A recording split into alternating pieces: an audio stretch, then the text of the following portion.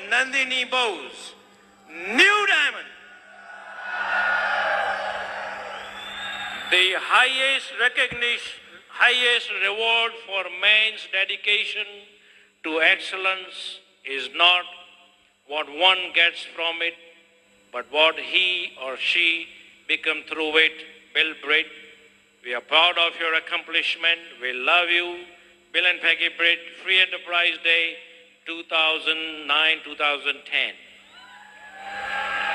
And I know, हमें मालूम है कि आपके घर में ये प्लैक के लिए स्पेशल प्लेस है, एंड आई नो कि ये प्लैक के लिए आप ड्रीम कर रहे थे.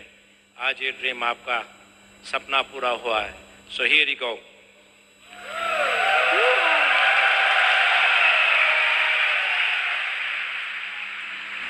Yes, New Diamond, Partho and Nandini Bose. Thank you. कहते ना कि मंजिलें मिल जाती हैं भटक कर ही सही, गुमराह है वो लोग जो घर से निकलते ही नहीं. मैं पार्थो बोस, एक्स बैंकर, आज बहुत एक्साइटेड हूं. जिंदगी में एक सपना था, मैं अपना स्टोरी बताऊंगा. मेरा एज सच कोई अपलाइन नहीं है, ये ब्रिट सिस्टम ही मेरा अपलाइन है. मैं शुरू से ये सोचता था कि हमारे कंट्री मेंटर कांति और लता जी मेरे हैंड रेजिंग करेंगे मेरे परफॉर्मेंस से. आज वो सपना मेरा पूरा हुआ. I am getting emotional. ये बहुत बड़ा सपना था हमारा. अगर सपने हैं तो हर चीज को पाया जा सकता है. बैकग्राउंड बहुत ही सिंपल है. बहुत ही एक सिंपल फैमिली से आए हैं. बैंक में जॉब करते थे. 82 में ग्रेजुएशन की और इमीडिएटली हमें बैंक में जॉब मिल गया, पंजाब नेशनल बैंक में. जिस समय जॉब मिला था उस समय जो मेरी एटीट्यूड थी, ऐसा नहीं था कि बहुत बड़े कोई सपने, ऐसा कुछ देखा ही नहीं था. तो जिंदगी में जो देखा था मैं वही पाना चाहता था. यही सभी के साथ होता है. मानते इस बात को? तो मेरे साथ भी ऐसा ही हुआ. और मुझे उस समय लगा कि बैंक का जॉब मिल गया कि मुझे दुनिया जहान मिल गई, मेरे सारे सपने पूरे हो जाएंगे. मैं 2 4 5 प्रमोशन लेके चीफ मैनेजर, जनरल मैनेजर होके रिटायर हो जाऊंगा. स्पोर्ट्समैन थे अच्छे, बैंक के स्पोर्ट्स में भी आ गए. और बड़ी रुतबा थी मेरी बैंक में, बड़ा जलवा था, लोग मुझे जानते थे. तो सब कुछ समय बहुत अच्छी तरह पास हो रहा था. 84 में हम लोग की शादी हो गई. सपने देखते थे हम लोग और सोचते थे कि पता नहीं कब पूरा होगा.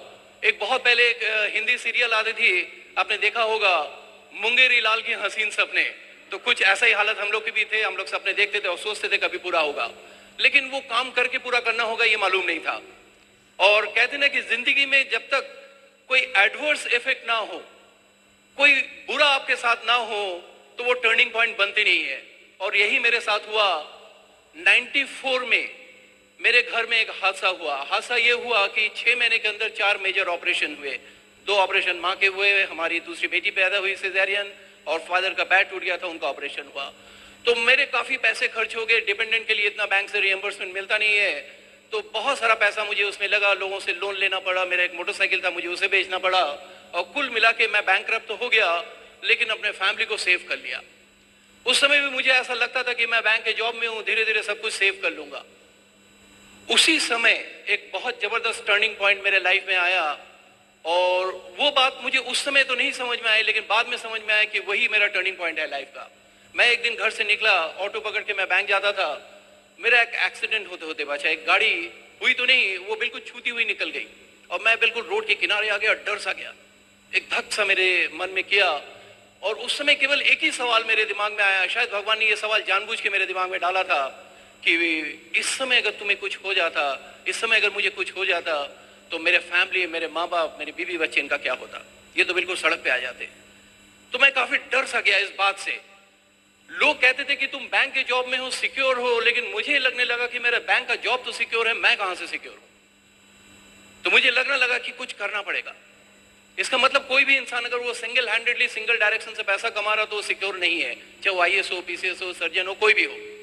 तो उसके बाद मुझे लगने लगा कि कुछ करना चाहिए. पिताजी भी मुझे बार बार फोर्स करते थे कि बेटा डाइवर्सिफाई करो, डाइवर्सिफाई करो, डाइवर्सिफाई करो. मैं उनसे जब बहस करता था कि मेरी इतनी अच्छी नौकरी है, क्या जरूरत है, अच्छे पोस्ट पे था, क्या जरूरत है, लेकिन एक सवाल वो ऐसा करते थे जिसकी कोई जवाब मेरे पास नहीं था। वो मुझसे पूछते थे कि आज के डेट में, ये सवाल मैं आपसे भी करना चाहता हूं कि आज के डेट में जितने बड़े इंडस्ट्रियलिस्ट हैं, जितने पैसे वाले लोग हैं, चाहे वो फिल्म एक्टर एक्ट्रेसेस हो, चाहे पॉलिटिशियंस हो, चाहे प्लेयर हो, हर आदमी डाइवर्सिफाई कर रहा और एक्स्ट्रा इनकम के लिए वो जा रहे हैं। तो पिताजी एक सवाल करते थे कि अगर इनको और पैसे की जरूरत है तो क्या आपको नहीं है? क्या आपको नहीं है? बिल्कुल है। मुझे वो बात समझ में आ गया, इसका कोई लॉजिकल जवाब मेरे पास नहीं था और 94 से मैंने अपना बिजनेस स्टार्ट किया। मैंने पार्ट टाइम में बहुत सारे बिजनेस किए, पोल्ट्री काम किया, नर्सरी का काम किया, कपड़ों का काम किया, सब ब्रोकरशिप किया, बहुत सारे काम किए। जितने भी काम में मैंने समय लगाया, थोड़ा बहुत पैसा आया, उसी हिसाब से, बहुत ज्यादा नहीं, और नहीं काम किया तो नहीं आया। तो मैं एक के बाद एक बिजनेस को बदल रहा था और करते करते 98 में, कहते ना कि जिंदगी में अगर कोई भी चीज आप दिल से उस चीज को पाने की कोशिश करें तो वो घटना आपकी जिंदगी में एक बार घटेगा जरूर। सवाल यह है कि उस चीज को आप पहचान पाते या नहीं पाते, ये आपके ऊपर है। 98 में मेरे बैंक में एक ऐसे इंसान आए जिनसे मैं एक ही बार जिंदगी में मिला हूं, उनसे मैं दोबारा कभी मिल ही नहीं पाया। मैं आज भी उनको ढूंढता हूं, उनको थैंक्स देने के लिए कि उन्होंने इतने अच्छी एक अपॉर्चुनिटी दी। उन्होंने मुझे एक बार मुझे समझाया, thanks to God, thanks to my brain, कि ये खुरपेची ब्रेन नहीं था, एक बार में ये बिजनेस मुझे समझ में आ गया और मैं इस बिजनेस में आ गया। वो मेरे लाइफ का बहुत बड़ा टर्निंग पॉइंट है। मैं जिंदगी में कुछ अच्छे काम किए। सबसे पहला कि मैं इस बिजनेस में आ गया। दूसरा काम, मैंने इस बिजनेस के चलते नौकरी छोड़ दी और मिसेस कहती हैं कि तुमने एक काम और अच्छा किया कि तुमने मुझसे शादी कर ली। तो ये कुल मिला के हमने 3 काम अच्छे किए और उसके बाद तो चैलेंजेस स्टार्ट हुए और शायद वो चैलेंजेस ना आता तो मैं शायद आज इस जगह पे होता ही ना। एक पेज पे, जिस पेज पे मुझे प्लान दिखाया गया था, वही मेरा टूल्स था और कुछ नहीं था। ना तो मेरे लिए कोई प्लान दिखाने वाला था, ना मेरे लिए कोई फॉलो अप करने वाला था। जो कुछ करना था मुझे करना था। हाँ, मुझे इस बिजनेस से बहुत कुछ मिल सकता है, ये मुझे दिख गया था। कह रहा ना कि जिंदगी में आगे बढ़ने के लिए हम कैसे पैदल चले ये जरूरी नहीं है, बल्कि हमें जिंदगी में जाना कहाँ है वो देखना ज्यादा जरूरी है। हम किसके लिए दौड़ रहे हैं लाइफ में ये मालूम होना चाहिए। आपने सुना होगा ना वो स्टोरी, एक बार एक जंगल में एक कुत्ते ने एक खरगोश को देखा और उसको दौड़ा दिया पकड़ने के लिए। खरगोश दूर से बहुत तेजी में आगे भाग रहा था, कुत्ता उसके पीछे दौड़ रहा था उसको पकड़ने के लिए। वो दाएं बाएं भागते भागते भागते उसको अपना बोरो दिख गया, उस बिल के अंदर वो घुस गया। कुत्ता बाहर जाके ब्रेक लगाता है और हाँफता है। अंदर खरगोश मुड़ता है और उसे कहता है, क्यों कुत्ते जी, मुझे पकड़ नहीं पाए? कह रहे नहीं, हाँफ रहा था वो। कह रहे मुझे मालूम है तुम क्यों नहीं पकड़ पाए। कह रहे बताओ बताओ, मैंने तो अपनी पूरी ताकत लगा दी। कह रहे तुम कैसे पकड़ सकते थे? तुम अपने भूख के लिए दौड़ रहे थे और मैं अपनी जिंदगी के लिए दौड़ रहा था, तुम कहां से पकड़ पाते मुझे? तो मुझे भी लग गया कि मैं भी अपनी जिंदगी के लिए दौड़ रहा हूं। चैलेंजेस आते गए। मैं ओपन मीटिंग अटेंड करने लखनऊ से दिल्ली ओवरनाइट जर्नी 500 किलोमीटर जाने लगा। लोग मुझे पागल कहने लगे। जब मैं 2 दिन बाद छुट्टी लेके बैंक आता था तो लोग मुझसे पूछते थे, मजाक करते थे कि बॉस, जब मैं कहता था ना उनसे कि इस बिजनेस में फॉरेन ट्रिप भी है, तो 2 दिन बाद जब लौटा था तो लोग पूछते थे मेरे कलीग्स कि बॉस कहां से आ रहे हो, यूरोप से, अमेरिका से, कहां गए थे फॉरेन ट्रिप पे? वो मजाक करते थे मेरे। 120 लोगों की स्टाफ थी जिसमें 119 लोग नेगेटिव थे, एक ही आदमी पॉजिटिव था, वो मैं था। लोगों ने मुझे पागल करार कर दिया। लोगों ने कहा कि बॉस पागल हो गया। मेरे रिश्तेदार मेरे घर में पहुंच गए, मेरी मां से कहा कि इसको रोको, इसकी नौकरी चली जाएगी, पता नहीं क्या क्या कर रहे। मुझे बाद में पता लगा कि लोग क्यों मुझे रोक रहे। जो वेल विशर्स कहते हैं ना, इसका डेफिनेशन मुझे बाद में समझ में आ गया। वेल विशर्स का मतलब ये नहीं कि जो आपके सुख दुख में काम आए। हम अगर सड़क पे गिर जाएंगे तो बहुत सारे लोग आके मुझे खड़ा करेंगे, इसका मतलब वो नहीं कि वो मेरे वेल विशर्स हैं। वेल विशर्स तो वो हैं जो आपकी कामयाबी से खुश होता हो, वही आपका सच्चा वेल विशर्स है। आपके पेरेंट्स होंगे, आपके स्पाउस होंगे, आपके बच्चे होंगे, आपके भाई बहन में भी।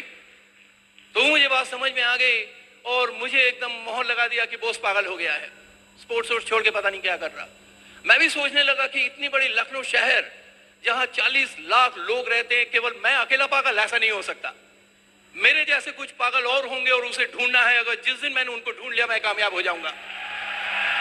मैंने एक के बाद एक लोगों से बात करती चले गई। 7 महीने बाद मेरे साथ पहला स्पॉन्सरिंग हुआ। उसके बाद तो वो लाइन लग गई, शायद वो इम्तिहान थी, वो इम्तिहान मैंने अनजाने में पास कर दिया। उसके बाद एक के बाद एक वो पागल जुड़ते चले गए। आज मेरे नेटवर्क में 26 से 30 हजार ऐसे पागल हैं अब आप ही बताइए, हर महीने लाखों रुपए कमाना अगर पागलपन है तो क्या आप पागल बनना चाहेंगे? अगर हर साल एक फॉरेन ट्रिप मिले वो भी फ्री में, तो क्या आप पागल बनना चाहेंगे? मैं भी पागल बन गया। और इस पागल का जिसने साथ दिया उस समय, उसे तो भूल नहीं सकते। और कहते ना कि behind every successful man there is a woman. उस पागल का साथ दिया, यानी मेरा साथ दिया मेरी वाइफ। जब भी मैं कभी, बहुत ही लखनऊ में ठंड होती है और रात को जब मैं कभी नो शो करके आता था 20-22 किलोमीटर दूर से स्कूटर चला के, मैं ठंड में इतनी तेज कांपता था कि मैं 10 मिनट बात भी नहीं कर पाता था। उस समय अगर किसी ने अगर हौसले जगाए तो वो थी मेरी वाइफ और मेरे सपने। तो मैं सबसे पहले उनसे मिलाना चाहूंगा, अपने वाइफ से। उसके बाद मैं दोबारा आऊंगा और हम सब मिलके इस बिजनेस को बिल्ड करेंगे और तहलका मचाएंगे आज। Help me welcome my beautiful wife Mrs Nandini Bose. Thank you.